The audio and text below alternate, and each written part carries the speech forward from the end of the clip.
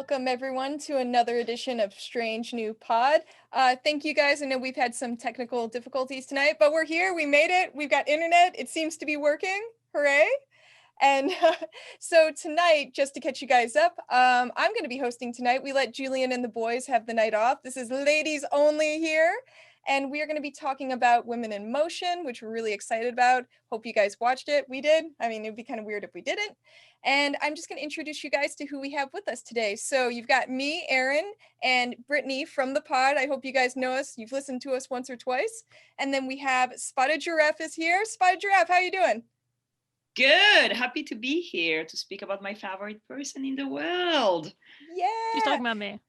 Yes. Just kidding. And we have our special guest today, which is Lisa J from No Pink Spandex. She is one of the original podcasters, been doing it forever, been killing it forever. You guys should check out her podcast. That's how we know each other. And Lisa, how are you?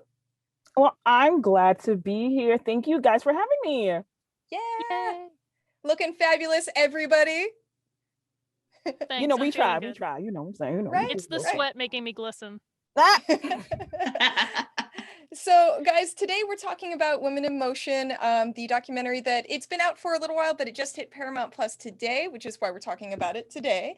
And I thought it would be fun if we got some people in here and got the boys out of here so we could have a good time with it. And I'm just going to go and connect with each of you on what your experience has been, not just with the documentary, but with Nichelle Nichols, and just get everybody's sort of like personal take. So let's start with Spotted Giraffe. Let us know. Okay, so welcome to my TED Talk. Yeah, I love the documentary because you all know I'm a great fan of Lieutenant Uhura and Nichelle Nichols, and I was glad to see that she's getting wider recognition nowadays after the facts, for her work. And I mean, she got me into Star Trek. The first time I saw her on TV, I was like, I want to watch that. And yeah, I'm wearing my wedding dress, so it worked. Hold, pause. That's your wedding dress? Yeah. I got married in this. Incredible. Like this. Same earrings. Let me tell you something. First of all, love it. If I were to get married, I would like to have like a geeky wedding, but I don't think my family would appreciate that. So I'm so glad you were able to do that. I'm so glad. Thank you. Really, and the I got pod was married. here. Thank Yeah, God. we watched it on live stream. It was Aw. fantastic. Yeah, she I went to love the it. desert. Took pics. So Brittany, how about you? What's your connection?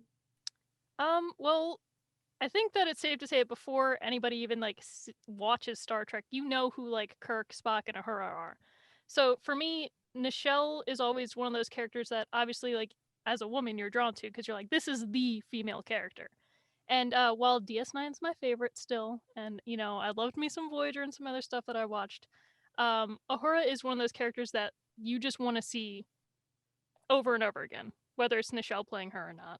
And she's just one of those iconic characters in pop culture. Like anybody could mention her, like Lieutenant Uhura. As soon as they mention Star Trek, people are like, "Oh yeah, the comms lady and Spock and Kirk and everything like that." So, I love the documentary. I thought it was awesome. Cool. How about you, Lisa? Because you're coming to us from you're outside of the fandom. You're not like we're huge nerds. We watch it all the time. You know of it, but you're not that deep in. So what's your connection?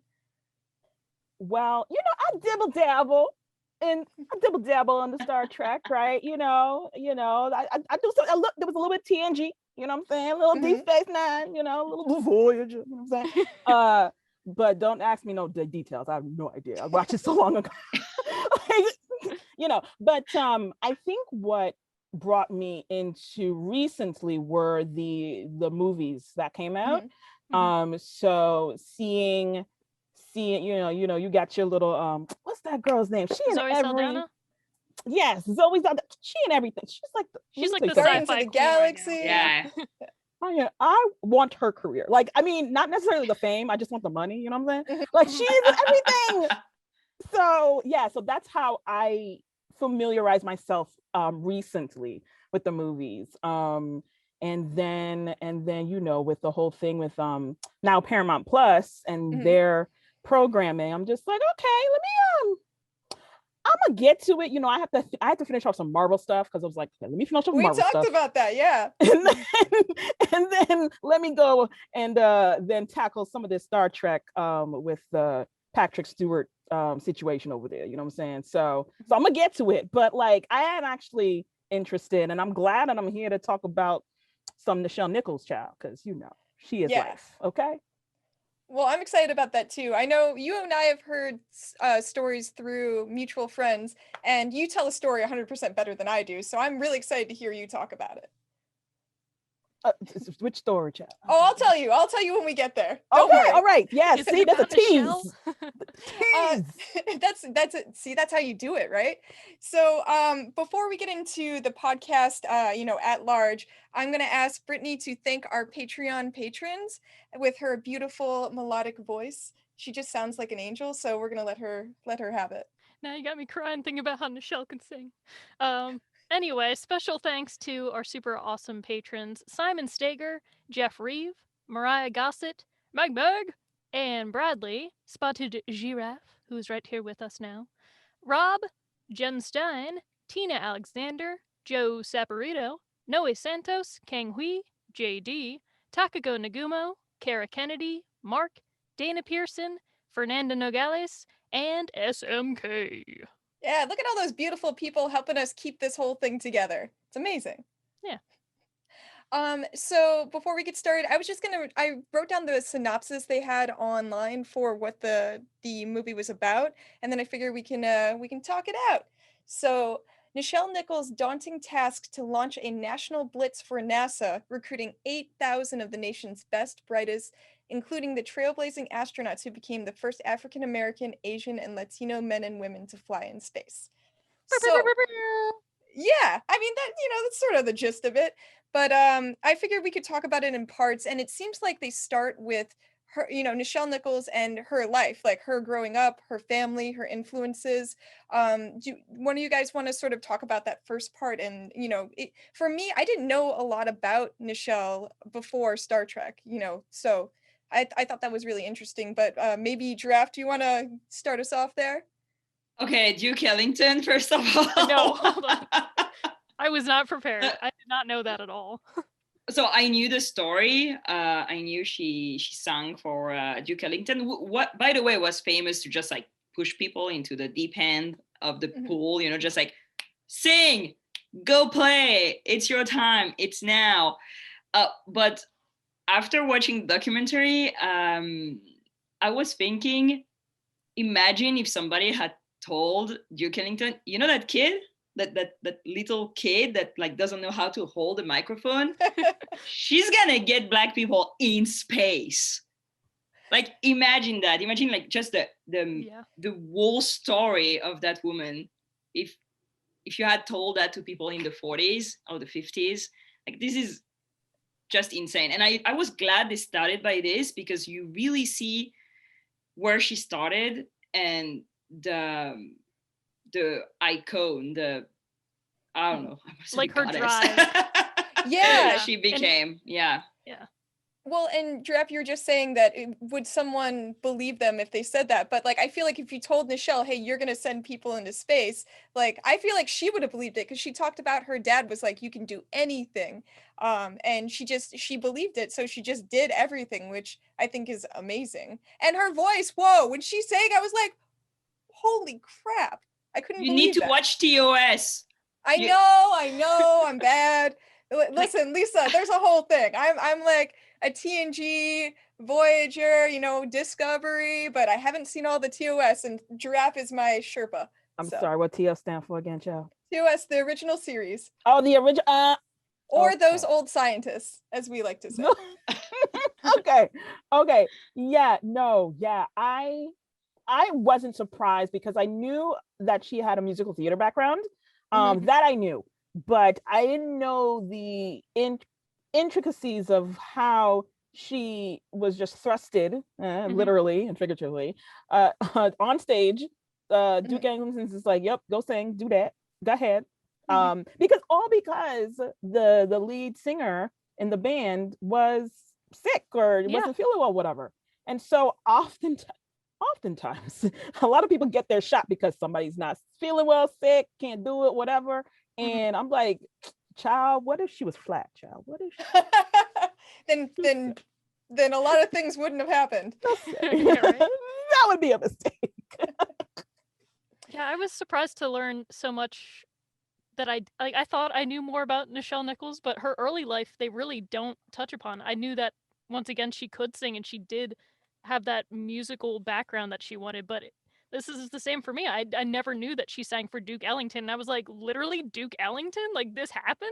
I believed it because obviously it happened and it's amazing.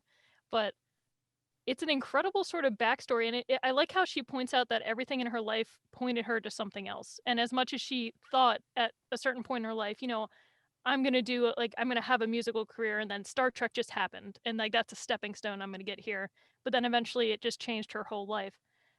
I love how she understood in that moment that that's what created her as a person, to understand I have to make my own way, this is how I'm going to be, because she tried to mimic that other singer and he's like, why, you can sing really well, you don't have to act like her. So I like how that from that moment onward she carried that with her whole life, and that kind of ties into what her dad said.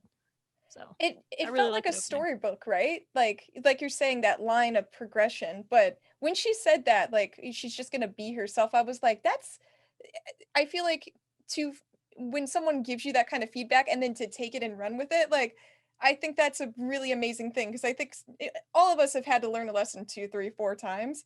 So just I think there's something about her that's so driven, you know? And some of us are still learning that lesson. Okay. Exactly.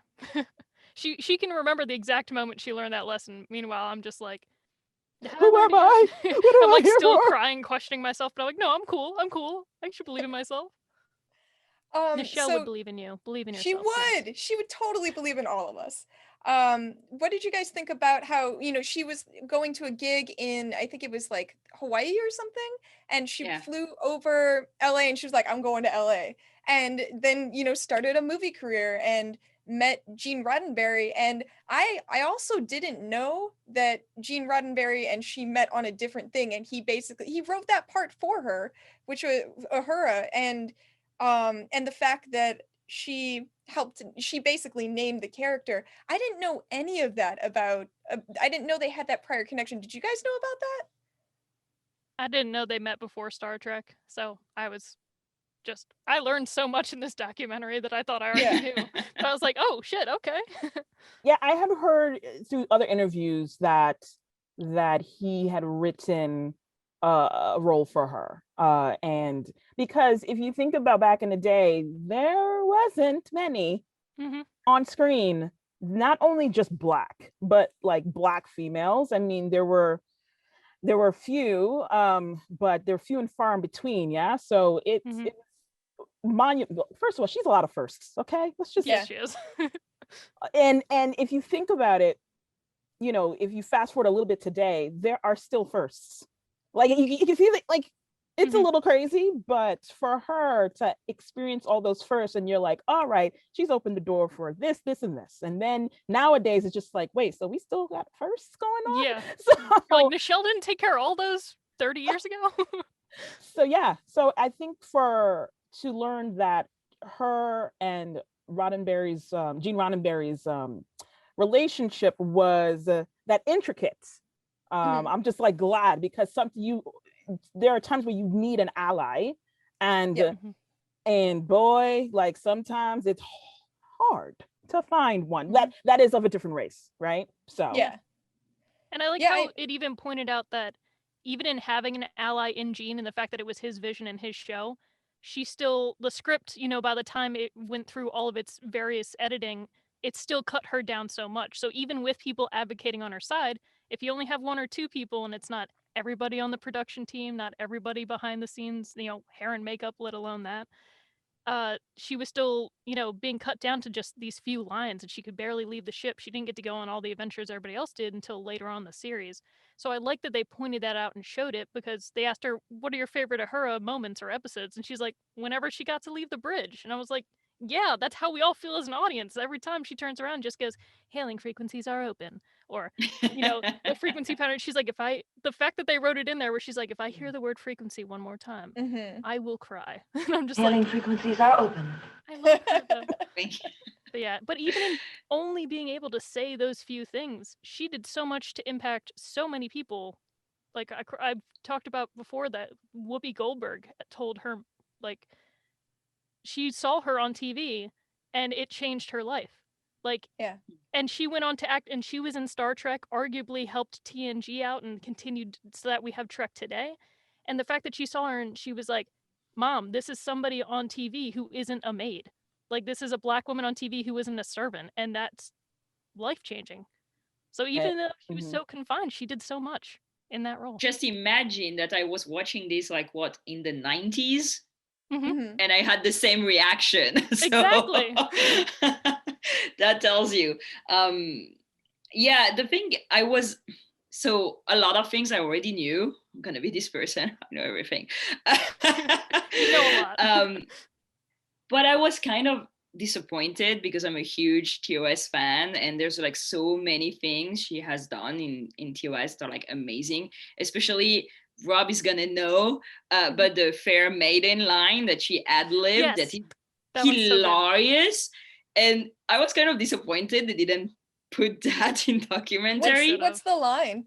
So it's in The Naked Time. She knows it. She's got it. No pressure. The Naked Time. Yeah, pressure. They're listening to me. Pressure.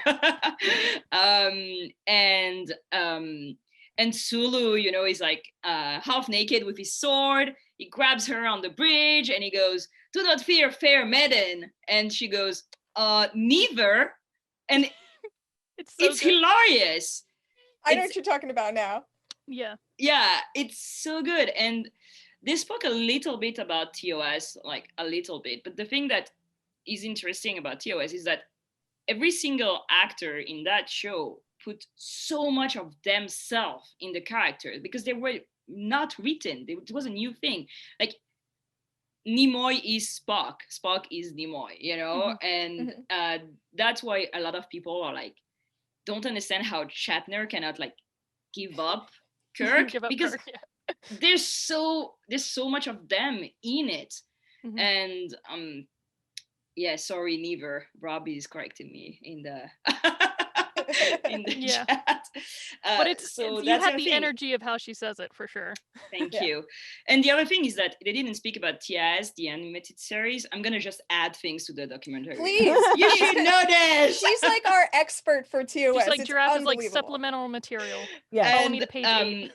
When they did the animated series, they hired Nimoy and Shatner to do the voices, but they didn't hire Takei and Nichols because they wanted to cut cost and they just wanted like other people to do their voices. And in the documentary that Adam Nimoy did about his father, he says that actually Leonard Nimoy said, if they're not hired to do their voices, I'm not doing it. So that tells you that even after the success that was TOS and how she became famous about it, still she was not recognized as being Lieutenant Uhura. They were going to ask Majel Barrett, I think, I'm not sure, to do her voice, which now is kind of ridiculous. A white woman to be Uhura. That's it's not surprising. Yeah, Lisa, not surprising at all. Yeah, child, never be surprised. Just disappointed.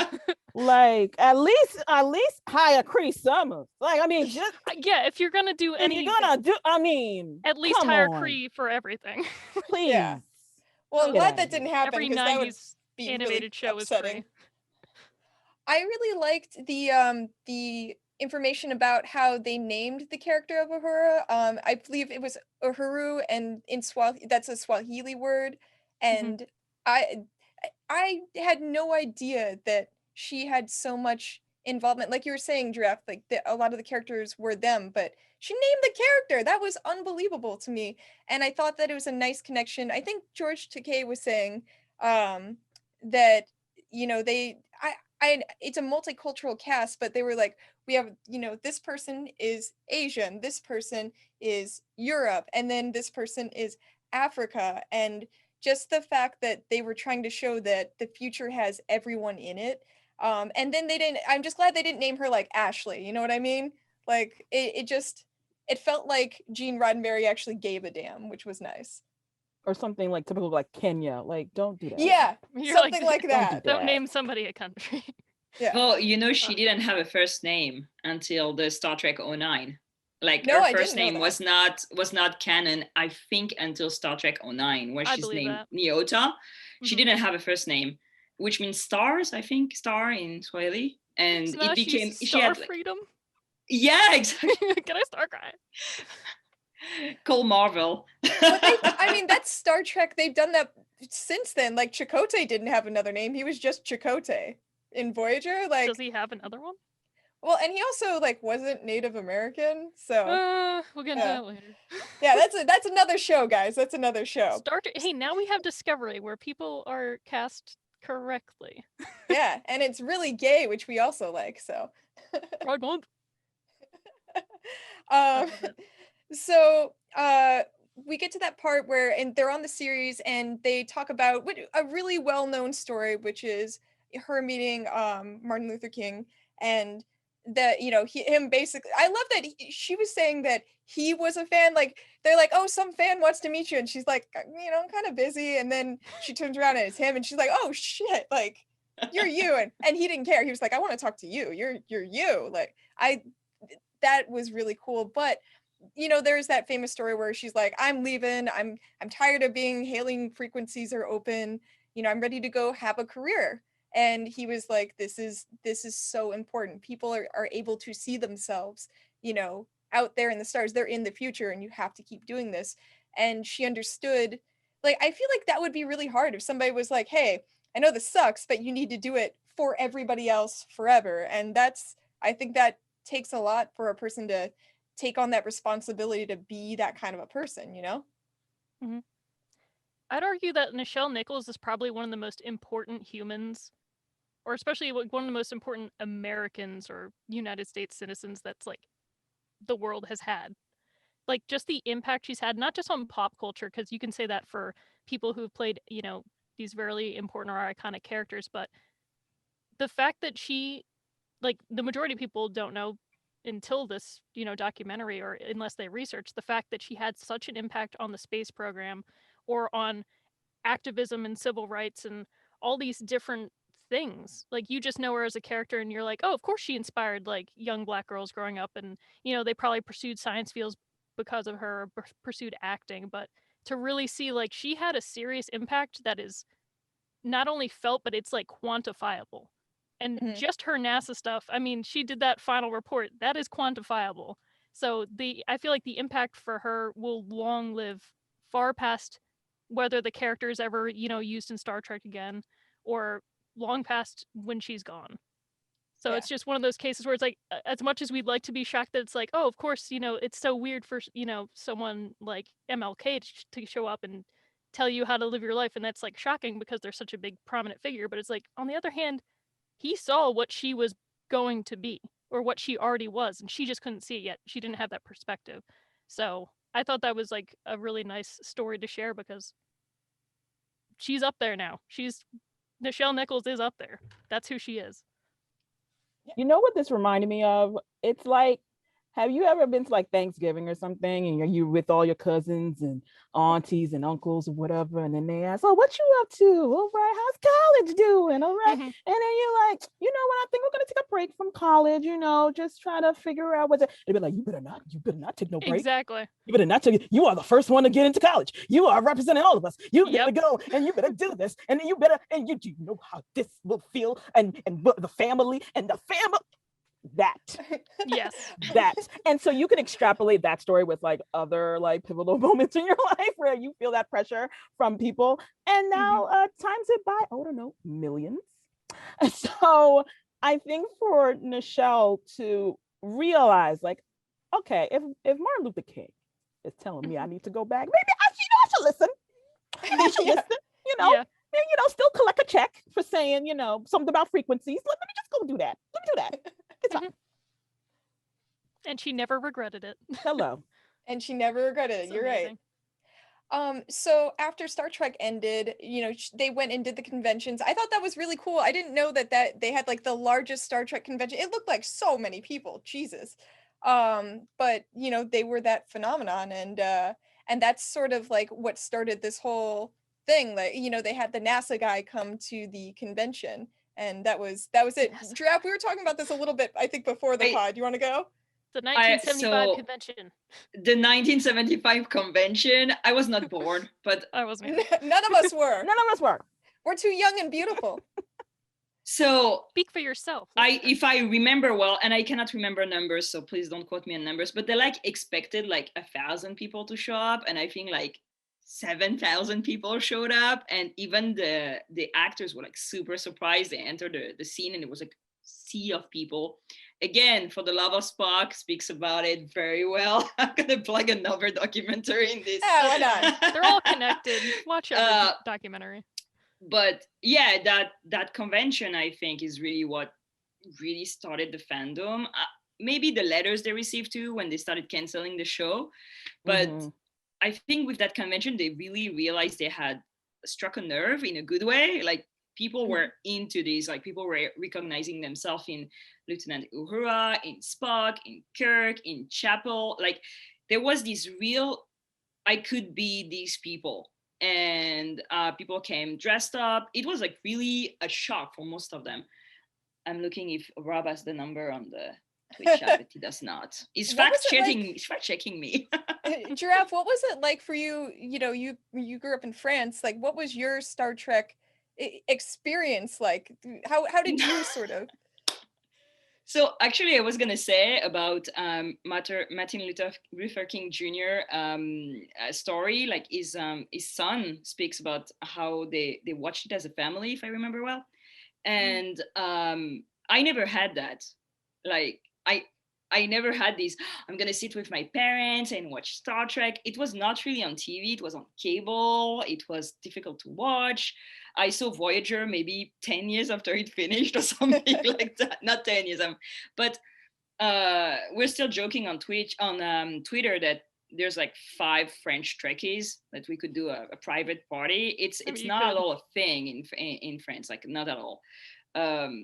So I remember watching Stargate with my mother more, but Star Trek, yeah, that was always a very private thing that I would do. I would nerd out by myself, like alone in a corner. And coming to the US actually was really for me okay, there's a community, there are people, I can go to conventions. Like the cons. So it's different, but I persisted because I loved that character. I loved Lieutenant Uhura. And actually, I speak several languages because I was like, I can do it. She can do it. I can do it. Yeah, right. This is like, Aw, right? that's beautiful. And you mentioned conventions. So Lisa, you go to the conventions, you go to a lot of conventions, and you've crossed paths with Nichelle Nichols. Yes, am I right? Yes, I have. So yeah, funny story, unique story. This was a while ago. I would say maybe around 2013, 14, 15, one of those years. And so I come from the Power Rangers side, right? I run everything Power Rangers is what I do. And so what I realized was how I got into conventions was that people who can't go to conventions and see these panels and what have you, nobody was filming the Power Ranger stuff because like we were brand new to this. Star Trek, y'all been in this for okay, us little baby was over here. We hadn't. And so I would go and I would film panels, upload them, and share them with fans. Fine. So as I started doing that, like I started producing more video, and Karen Ashley, who was the second Mighty Morphin Yellow Ranger, she was doing a web series, Uncensored Talk with Karen Ashley, and so was also on the con circuit and having crossing paths with so many of these guests, including Nichelle Nichols. I think it was her con agent is the same is represented also by Nichelle Nichols, right? Now, I don't know. I think maybe currently, don't quote me, but like that's how that happened. And so Nichelle appeared on one of the episodes, and I was able to film it. And I mean, just the presence of Nichelle, the presence. And I was just like, okay, let me just do my job. But her sharing her story, even the little bit that I spent with her, it was just inspiring, you know what I mean? And like the same woman that was in the documentary is the same jokes and things and whatever, same woman. So for me, I was just like, all right, bucket list checked off, that met her. There you go. Amazing. It's more than most people I'm can jealous. So Lisa, you were talking about Karen Ashley, and Karen Ashley was she was the second Mighty Morphin Power Ranger. That we're both like Power Ranger fans. We met at a convention, but she was also the first Black female Power Ranger. And I know she's talked a couple of times at conventions about how she was, that was sort of like something that became like her thing. That people, if you're something, people are like, I have to tell you this every single time, right? And she said that Nichelle, I forget when, but she said that Nichelle inspired her, and when that happened to her, she saw the direct path from everything Nichelle had done to allow her to be there. And I thought that was really beautiful too, because she then, like you said, for some reason we're not done with all these damn firsts, but like that was another first that came directly as a result, of Nichelle, which I thought was pretty cool. Did you hear that story? I mean, I hear so many stories from Karen, so yes, maybe. wait.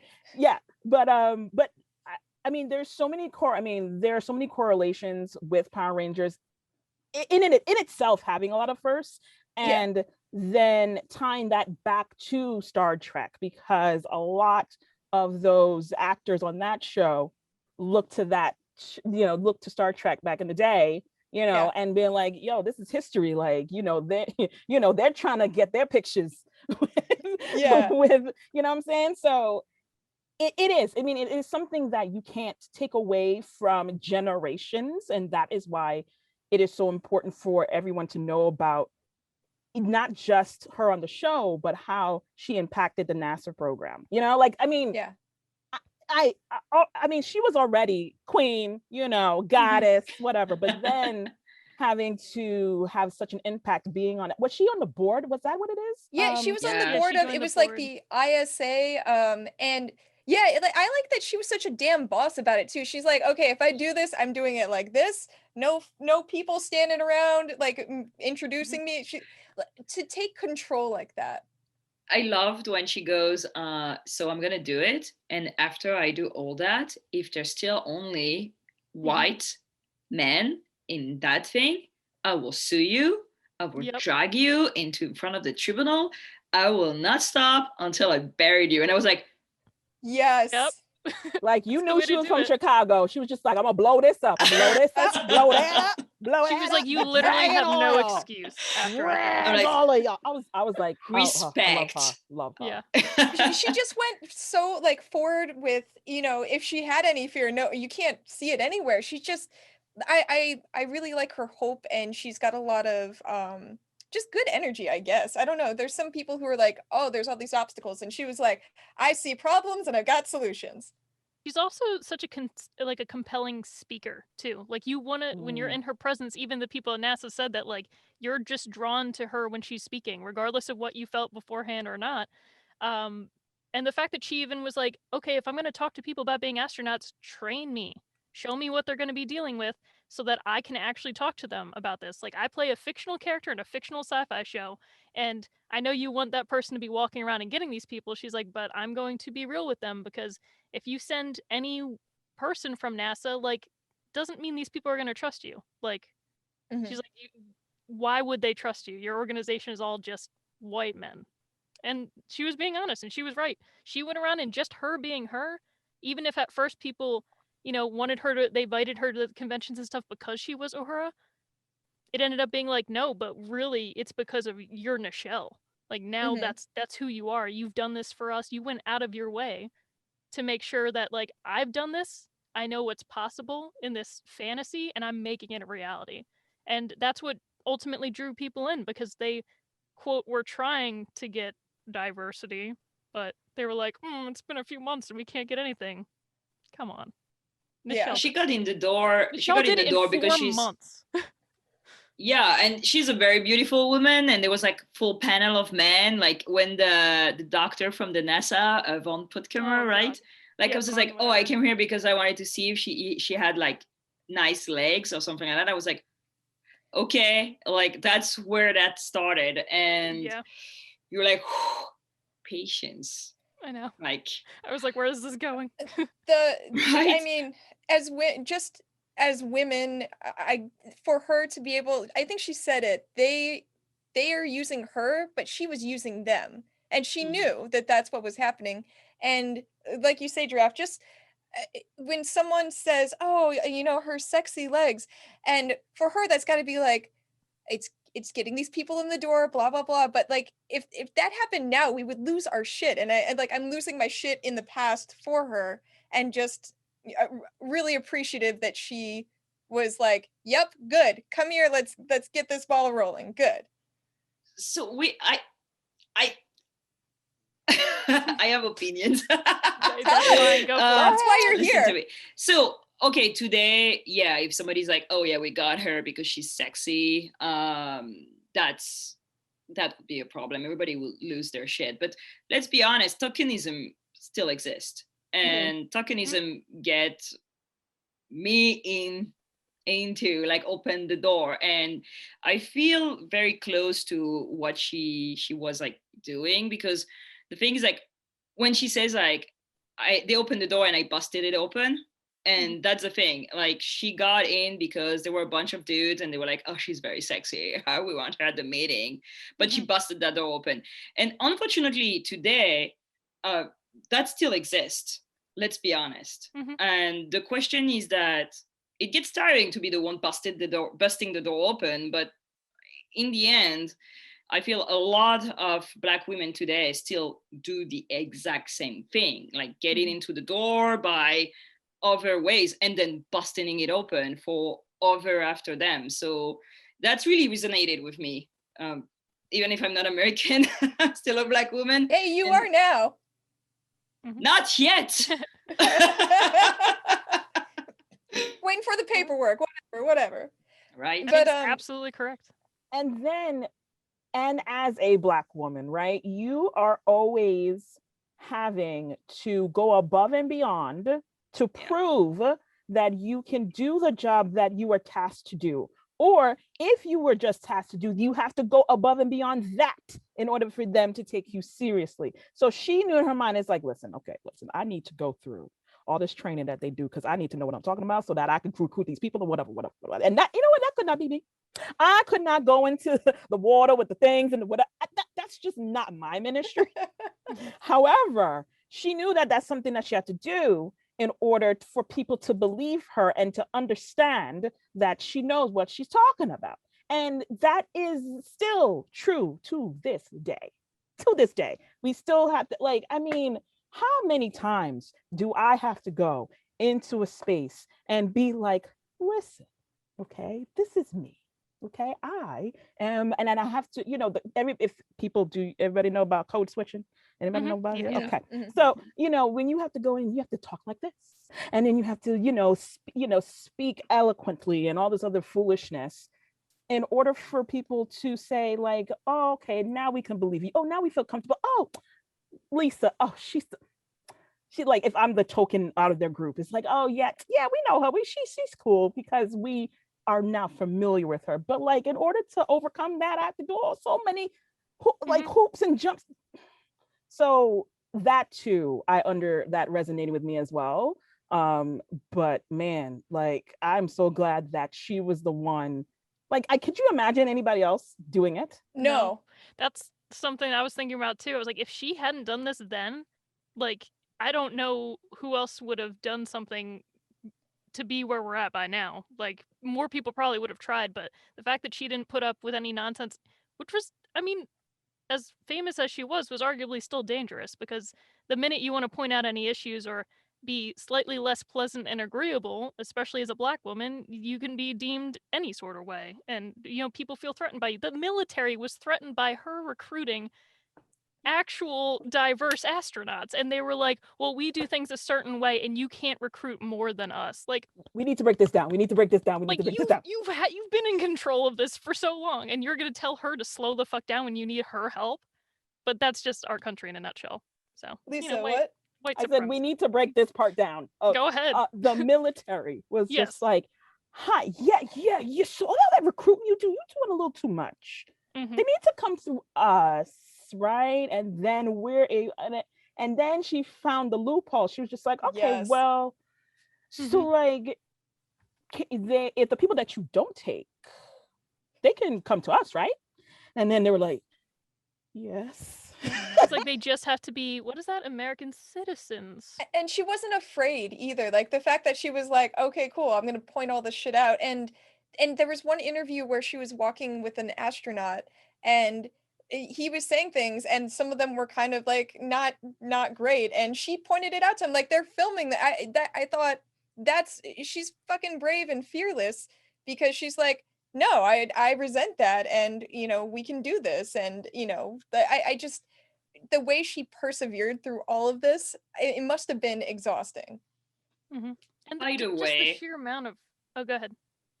Oh, I was gonna say, just like we're speaking about all this, all she does, but like most of the documentary, people talking are men.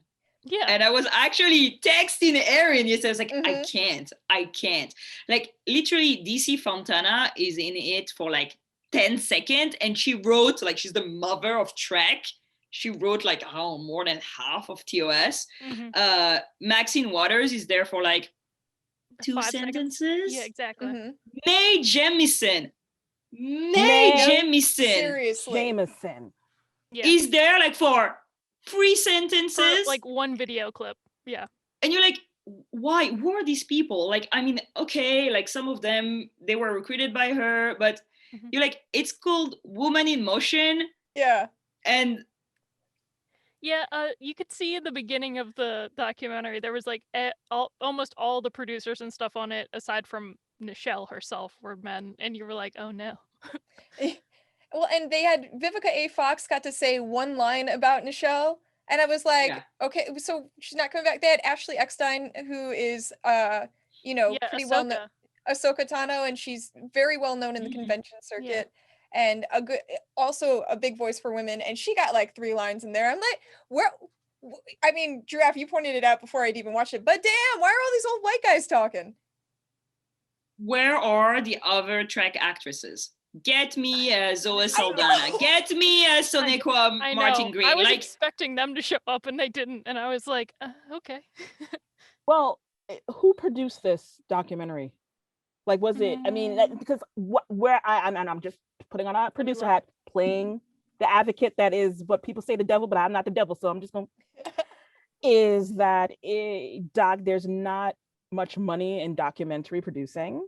And so in order to keep the budget down, I am assuming that they wanted, I mean, of course, they definitely like, get like some of the original cast, absolutely. And then some of the key players, absolutely. There were the 2 former astronauts, the African-American astronauts, right? Absolutely. And then after that, it's like, okay, so where's our budget? We want Zoe Saldana.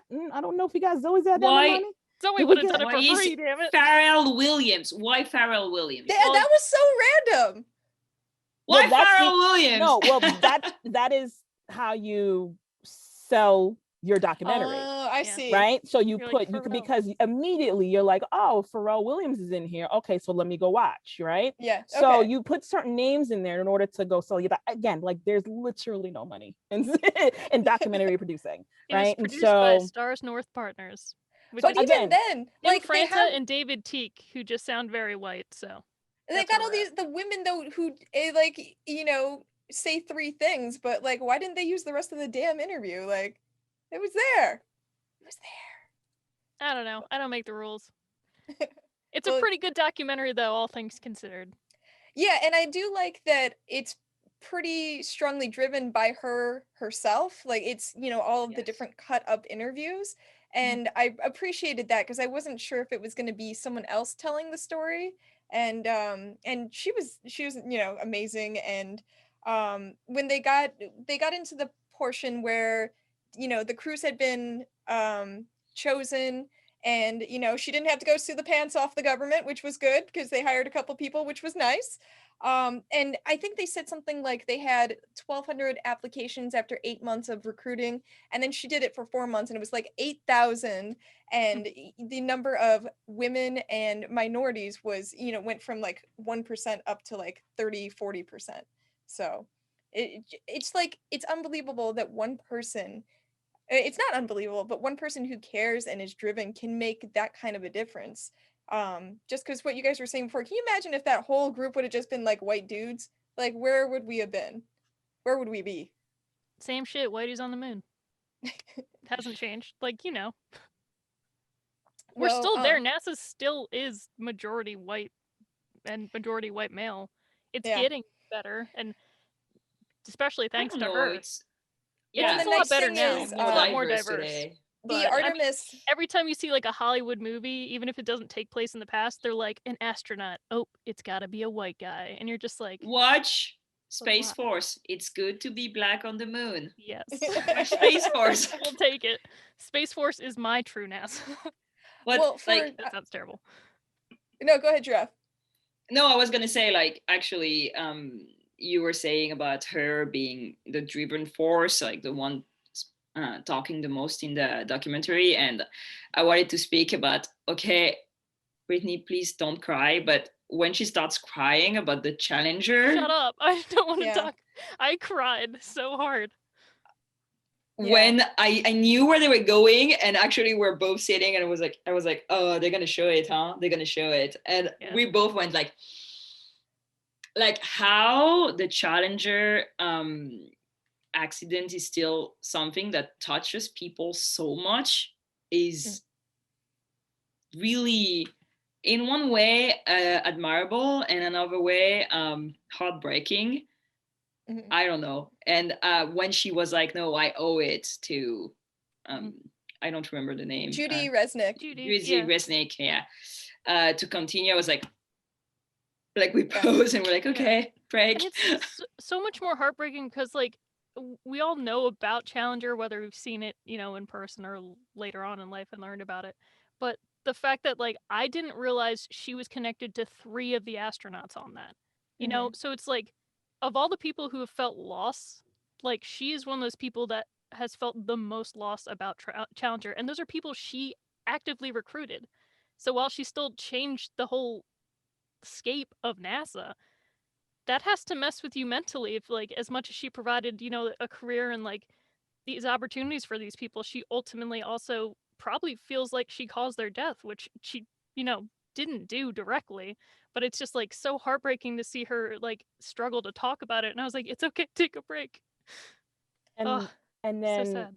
and then I mean, at some point Challenger was going to come up in this movie, right? Yeah. But leading up to it, and they're talking about different astronauts, and in the past tense, I'm just like, oh, okay, all right, Yep. I guess they were on Challenger. Yep. Okay, yep, that one too, they talk about them in the past tense. As soon as they were like, okay. she became very close friends with Judy Resnick, I was like, Because I already knew about Judy Resnick, right? But I'm just like, yeah. oh, the other two, okay. No, not the black man, past tense. You're They're like, using not old Roy. footage. No. So I actually knew about Ron McNair. So I was young when Challenger happened. I was like 5, but I clearly remember. So my dad was a scientist. So it was like in my family, I was the first person to go to university in my white family. But in my African family, like everybody has PhDs, and I'm like the one that doesn't have one. So my dad, who was a scientist, was into Challenger. Like for him to see Ron McNair go up in space was the most incredible thing. And he was broken by this. I mean, like, I remember always like my parents speaking about like Challenger and how like there was black astronauts in it and how they didn't get to go to space. And I was very young. I mean, I remember always knew it was something tragic and horrible that we should mourn about it until I actually grew older and I understand what it was. But so when I saw the documentary, actually I was like, yeah, Ron McNair. I get it, like, Dad. I get yeah, and so even abroad, like even for non-Americans, for my dad was from Somalia, you know, and it was still something that meant something for so many people. Like seeing themselves being able to go to space was, you know, a real step forward. Mm-hmm.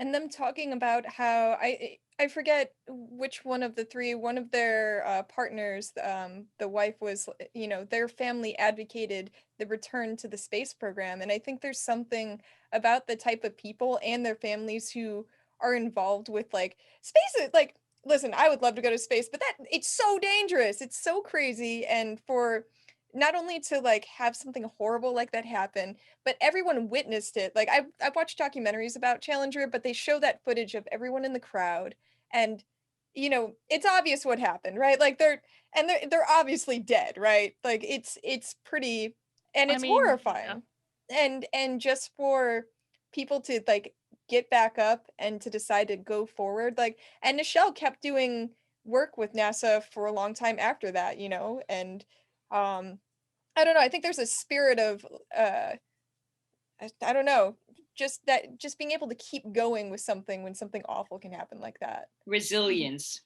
Thank you. Because if they hadn't, we wouldn't have had a Mae Jemison. You know what I'm saying? Yeah. Mhm. So it was important for them to realize, and I think that's where they put in the clip with Shatner about like, yo, like this is space, bro. Like, okay, this is me paraphrasing because you know he ain't seen bro. That's exactly what he when said. He refers Just to like that. humans never did this. Yeah. You know what I'm saying? Like we know what we getting into. Like this is what it is. We got to keep going. What we doing? What we doing here? So yeah, it is important. Yes, mourn, learn from it, and then you know let's inspire the next and keep going. You know. Mm-hmm. And you guys were saying Mae Jemison, that photo of her where she's like floating in the shuttle or on the station, and I feel like I've seen that throughout my life so many times. That's been in every textbook. Yeah, You love it's it. like an iconic thing. And then when she talked about that, the full circle of like seeing her on TV, being like, all right, cool, so I can go to space, becoming a damn astronaut, which is like the hardest thing ever, and then like coming back around and being on Star Trek, it's like that's kind of magic, you know. I mean, going to space I think is the more accomplished part of all of that, but like being on Star Trek is pretty damn cool. The girl's like, listen, hello, listen, let's not get crazy, okay? I don't know. Let's not get crazy. I love the sheer amount of people that said that when they saw either her commercials or heard her broadcast or saw her on talk shows, and when she would talk to the camera and say like, NASA's like, we are doing this initiative, this is for you, you are going to space, like that sort of thing, like this is for the future and seeing like this diversity and everything. And the fact that they were like, she was talking to me, like I know she was talking to everybody, but I felt that. And like even Mae Jemison it was the same thing. She was like, that spoke to me, and I now have this career because of that. And then she shows up in Star Trek. Yeah. God, I wish they would have let her talk more. Like you guys said before, they did not. Right? She's one person I would love to hear more from. Let's get her on the podcast. Come on. Right? Yes. May, what's up? What's good? You know, come on back. May, I know it's June, but please come on. Oh wow! Is it the first? That's the first pun. I can't disrespect Nichelle with all the puns, you know. So like, that's I'm impressed. One. That's my one I'm doing tonight. And then when Lisa, you don't see it coming, you don't know. You never see it coming. Unfortunately. No. It's usually like you get a good like 20-30 in a pod, I feel like. So I do, but I don't know. We love them. You like, know we do. I got very emotional from this documentary, so I'm like, I can't undercut it with puns. Aww. I can't do it. Well, let's start going towards the end of the documentary and talking about, it was sort of her legacy. They talked about how she continued to work with NASA through the years, doing all of the spots. Like, I know I saw some of those. I lived in the Philippines till I was like 7, and you get two networks. You get like the local, and this is in like the late 80s, early 90s. So you get like the two local channels, one in the Philippines, one from like Japan. And then you get the Far East Network, which is like the military's, like, here's the free things we've sent you from America that are like 6 months old. And Woo! the ads though for NASA with Nichelle Nichols in them, I remember being a little kid and seeing those. So that's Really? my, yeah, well, because it was free, so they put all that stuff on there. But Like, that this was is my from 10 first, years ago, but here you go. yeah, that was my first connection. And my mom was really big into Star Trek, so that was sort of my exposure to it as well. But it's like, oh my god, she's from space, so it's pretty cool. Yeah. I uh, think. Sorry, go ahead. no, you go. With how many people were making her as a point, like she's the point of reference as to why all this is happening. I think that when we got to near the end of the documentary, and you see the montages, right? Look at the little children, this, whatever, great. That's great, awesome. However,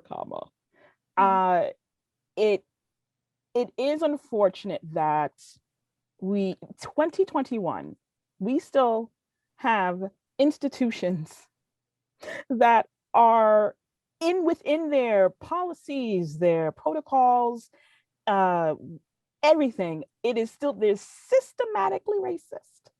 Systematically racist. I think there was a new, let me see, this story about the NFL just came out about, have you guys heard this? Where they're just like, I don't know whether they had to be that they had to settle for $1 billion about how they were treating Black athletes and saying like, oh yeah, you guys aren't predisposed because of your race, and your cognitive behavior isn't lower than whites. Oh, Okay, we'll halt like, that policy. Like, what? Mm-hmm. So like, it's literally story that came ingrained. out. Yeah. So as I, something like this, where you see this documentary really give a history as to why Nichelle is so important. I mean, my gosh, can we just stop with the first though? Yeah. Today, it was when I finished watching it, I was like, oh, this is so inspiring. And then I'm like, oh crap, I'm back in the real world. Yeah, that's we still got a lot more to do. Just watch more track. That's what I do. Right? Like, I just like and then you see one news update and you're like, oh shit. Well, I think especially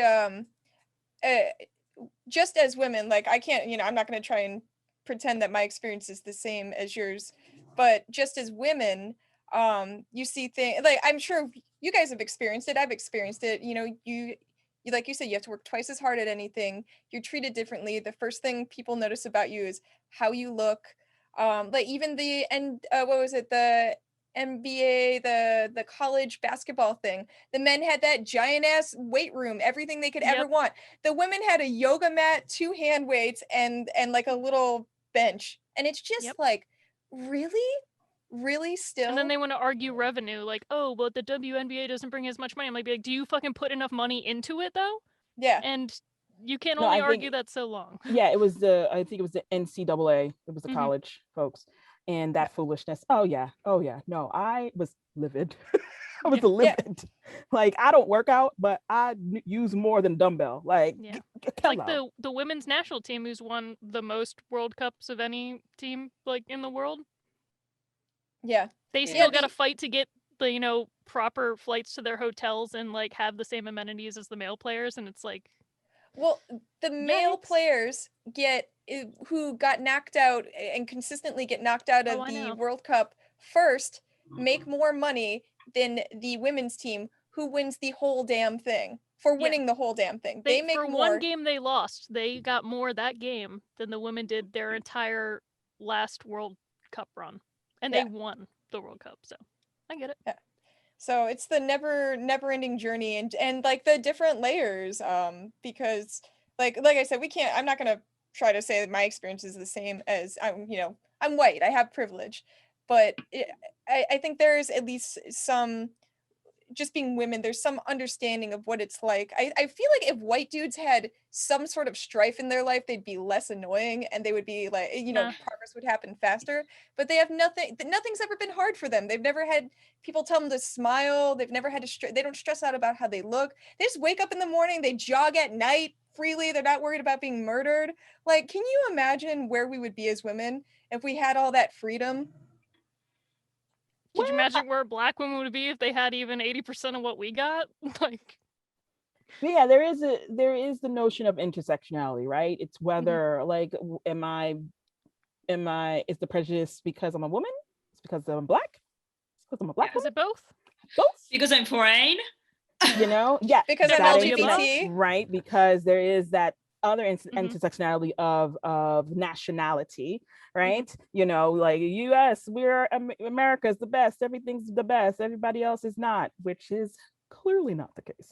So having Nichelle be able to be herself, okay, having that bravery, that courage. I mean, a lot of actors, they're just like, look, I want to do my acting stuff and I want to go home. Mhm. I want to collect my check, I want to go home, and that's it. Mhm. But she knew that she had this platform, this air about her that she could make change, and her starting up her own companies and that sort of thing, making change, okay, putting women in motion, bringing Yeah. it back. Ooh, the plug. Makes sense. It makes sense. And not a lot of people in the entertainment business are able to do that, because they feel like they have so much more to lose. And that's not just Black, all right? That's white too. Like the white folk, they're just like, all right, I'm not gonna say nothing. Not gonna rock that boat. Right. You're like, So risky. Bye. And I really like the fact that she said, like, when she sees the presentation and she said, like, I didn't see myself as a Black and I didn't see myself as a woman. She didn't say as a Black woman, but like for her, there was like two things. And by the way, we didn't speak about that, but can I just scream a little bit about the very short moment where we see Sally, right? Sally, right? Yes. Right? And that guy who asked her, like, what do you feel? Oh I think my I wrote it God. down. Yeah, it's that really Okay, oh yeah. stupid What do question. you think about being a footnote in history, of it becoming a footnote in history and a trivia question? Question answer. And Yeah. she answers, and she's like, Yeah. I'm happy. And I'm like, Oh to my God. Sally, livid. right? I was livid.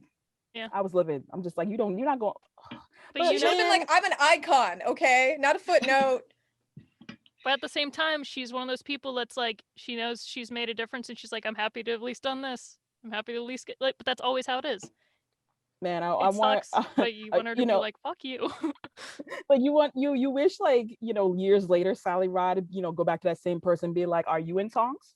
Mhm. You're like, how's your journalism career? Dead? What's your Wikipedia You know look what I like? mean? She's like, I'm still thriving. I'm in every damn textbook.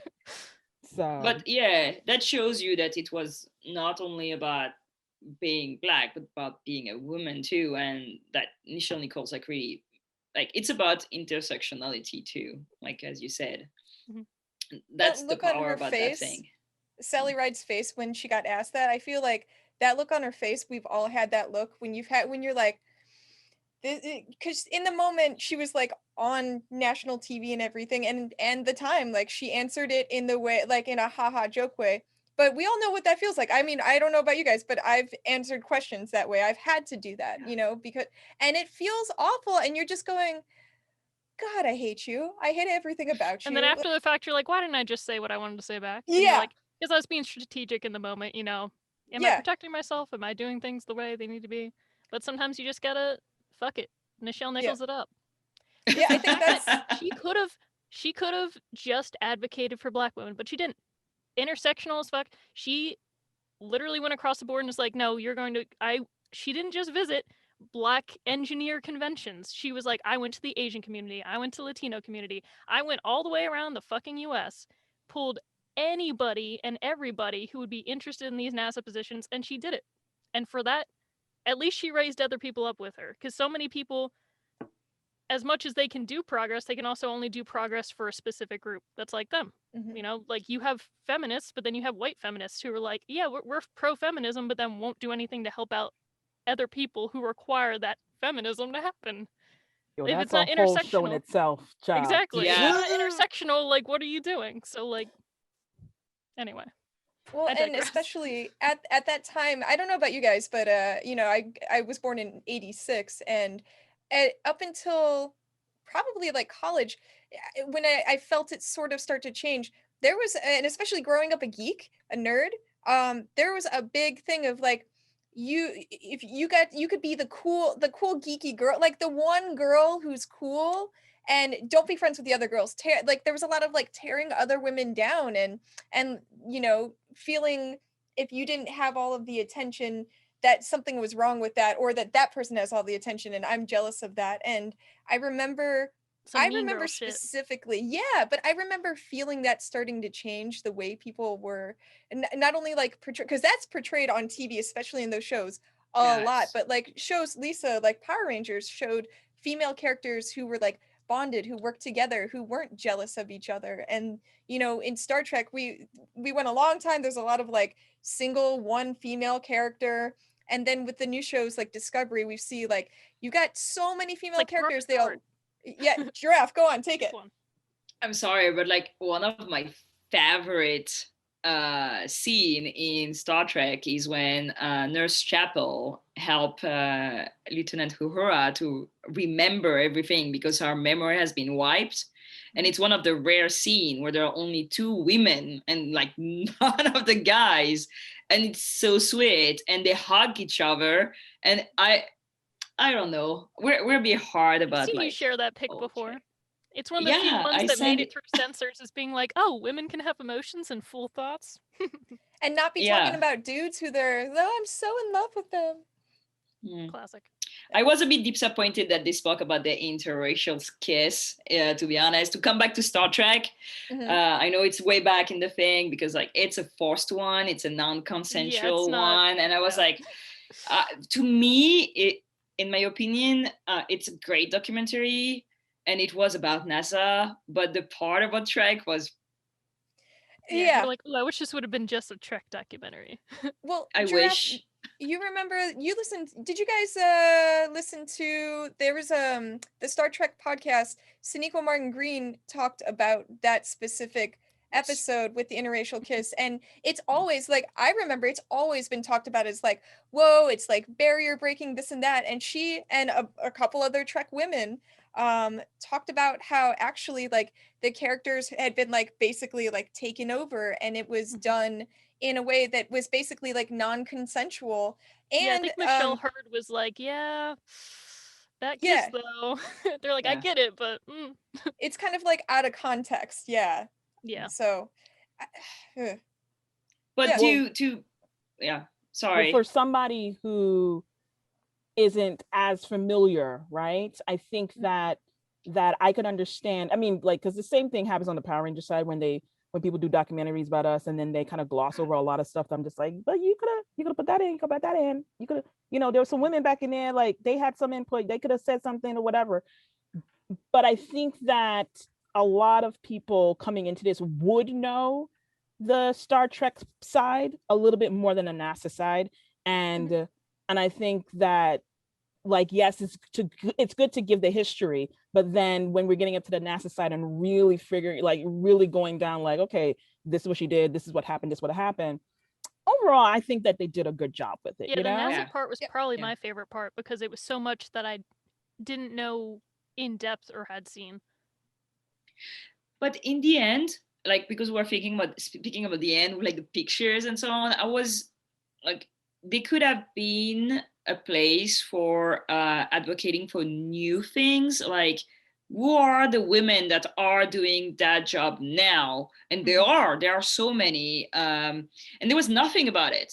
Like, it was just like, And it was just kind of like, and it's and the we're done. end. Like, but her legacy, I mean, I'm speaking about her, like she's dead. Do it. I don't know. Well, I know don't. I am not doing this. Her legacy But- lives anyway. Like what she has put in motion, it's called Woman in Motion. Like, and then what happens to motion? What's going on now? Like, show me people who are doing this now, and they exist, and there are a lot of people in track doing it actually. So that was like the end was kind of like a Abrupt. Yeah. abrupt, and like her singing, okay, I loved it. Yeah, I loved But her it was singing. like, so we went back to the beginning. Like, see, I saw it Kind of. like a Yeah. It was Well- like they tried to bookends, but like yeah. they loaded up the front half so well, and then they're like, and we're done. What you're Production talking money's about, gone. Giraffe, what's happening now? So I'm a big NASA fan. Like I watch the launches. I follow them on like all the Facebook, Instagram, and all that. And one of the cool things they are doing is the Artemis program, and they're finally sending people back to the moon, and they're gonna send 2 men and 2 women, which is kind of nice. So starting to work this out, but it's nice to know that things are still changing too slow, not good enough, but I think that nothing would be the same without her. I think we'd probably be a lot further behind. I think NASA would still be kind of a shit show actually, so But now look, we got rovers on Mars.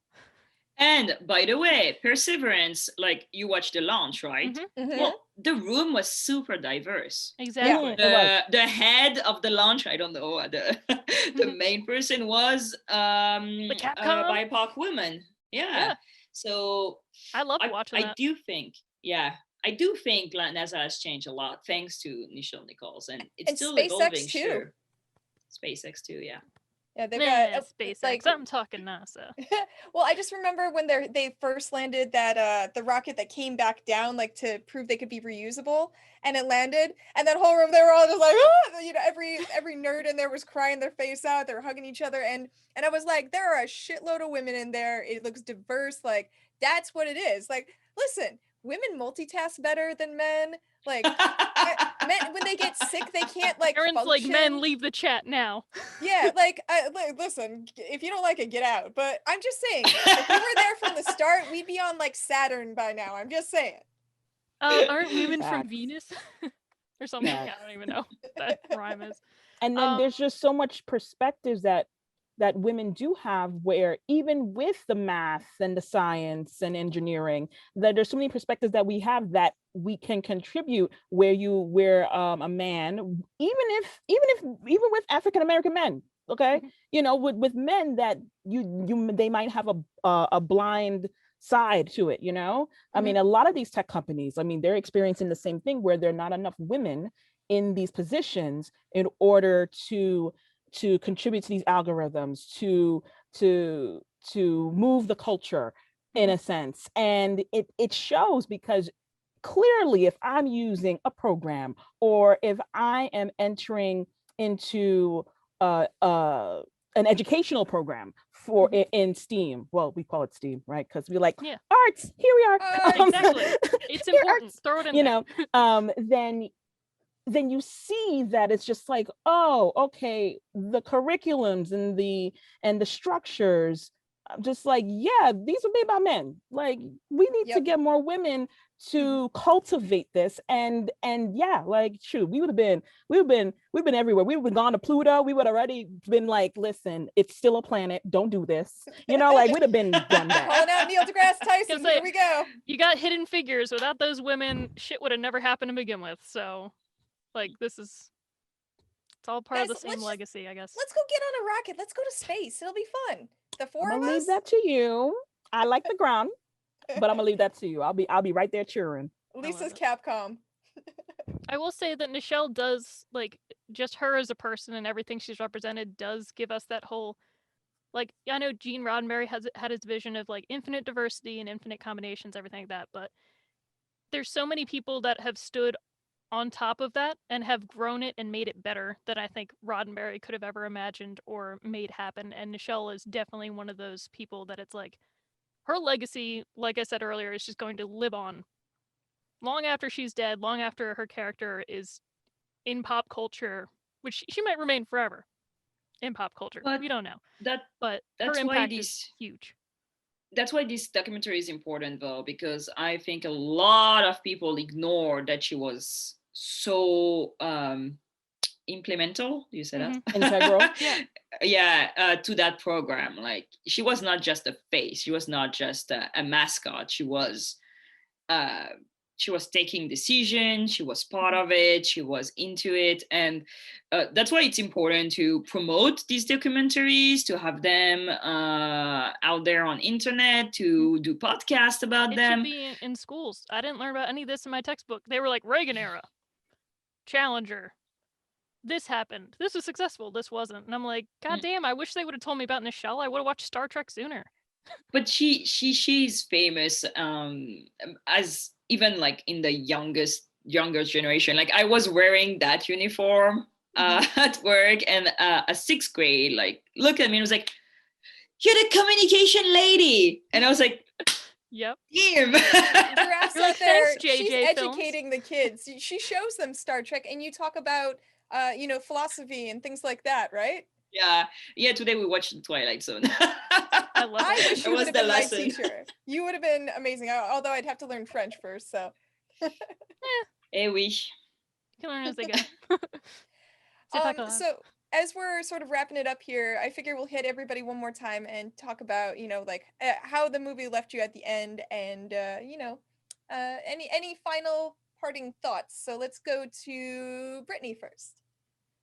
Well, I only cried 3 times. No. Overall I enjoyed the documentary. I just loved being able, I mean, documentaries are for learning, obviously. But I liked that even with knowing so much about Trek as I do now, I got to learn so much more about Nichelle that I hadn't already known.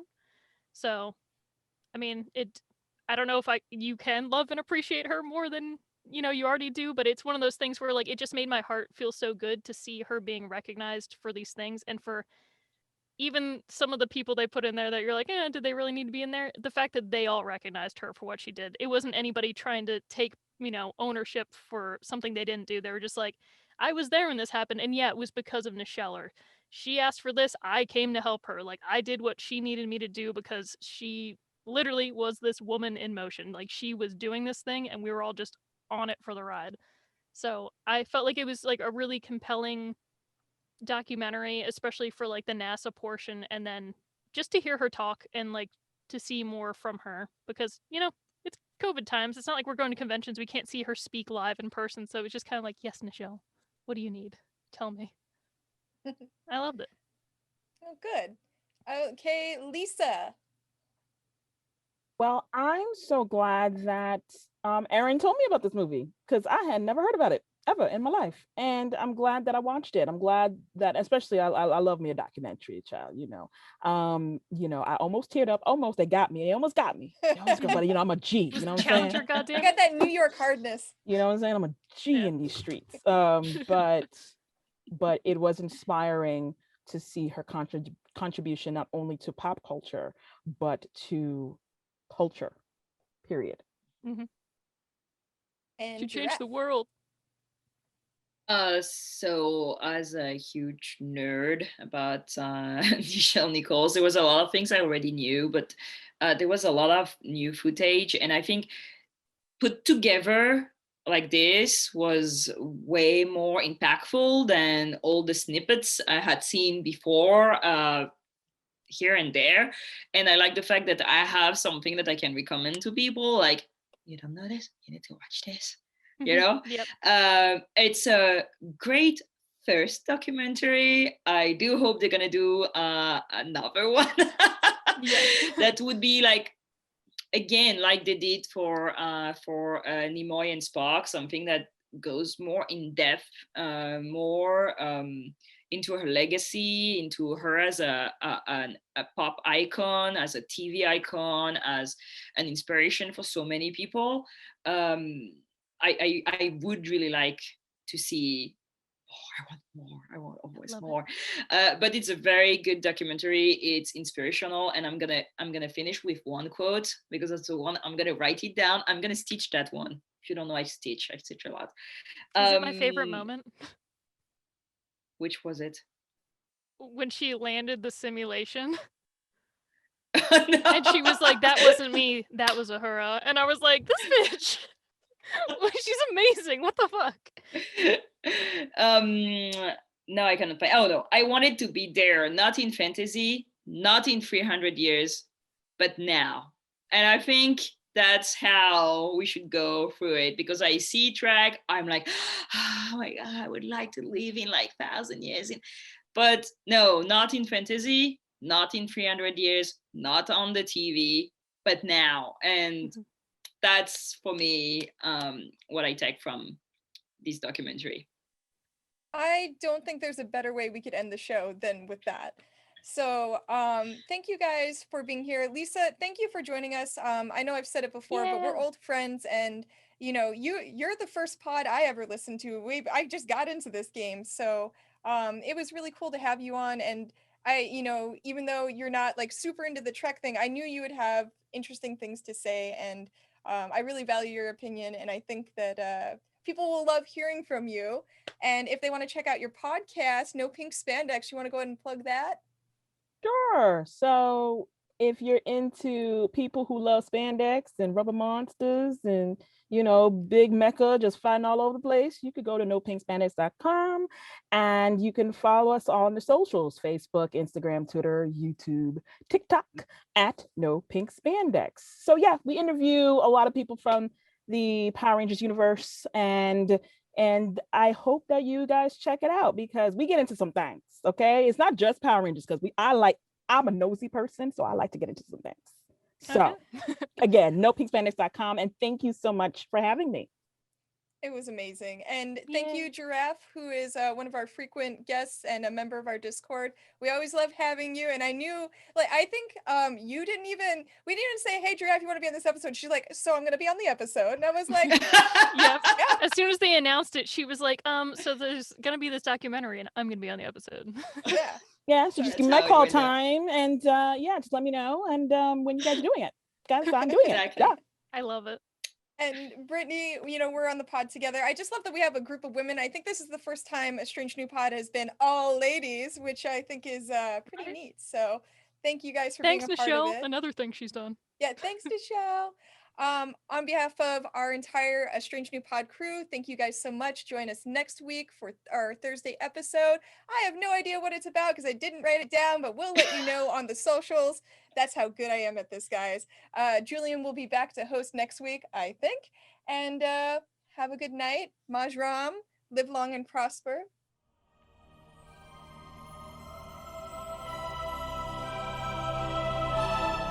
Thanks for beaming into our podcast today. If you want to keep the hailing frequencies open, you can subscribe on Apple and Google Podcasts, YouTube, and Spotify. Like what you hear? Put in a good word with Starfleet and leave us a 5-star review.